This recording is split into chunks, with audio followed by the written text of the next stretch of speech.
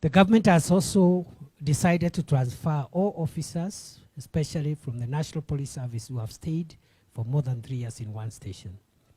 42,500 officers will be transferred by Wednesday next week.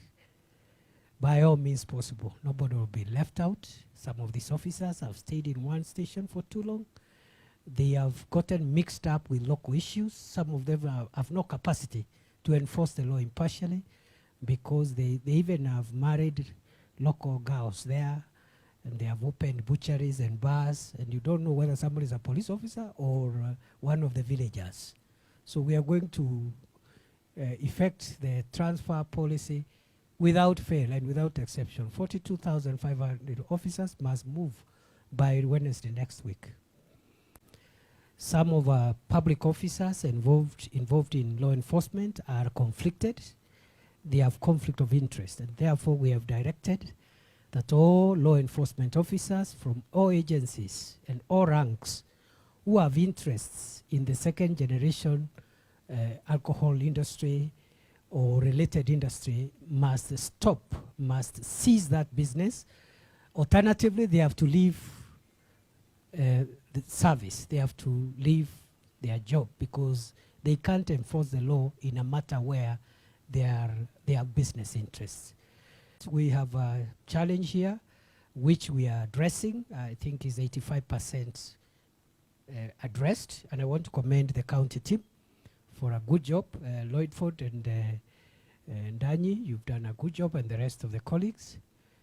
There's a small group of criminals here calling themselves some names, some gangs here, who have been terrorizing people, stabbing women and children and men, and spoiling the good reputation of Nakuru town, which is one of the major urban centers of our country.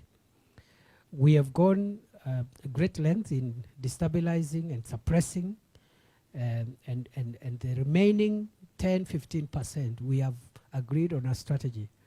It's just a matter of days and weeks.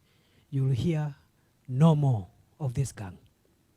We will wipe them out, because what they are doing is no different from what other organized criminals are doing to the rest of the country.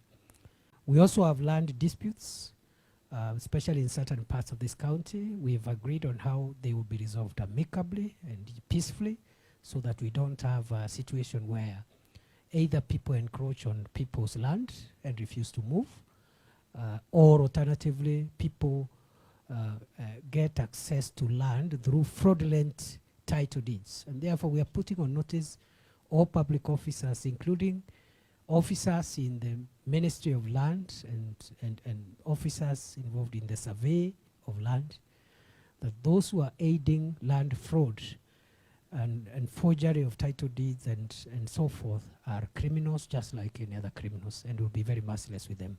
Other than that, we are destroying criminals and their infrastructure.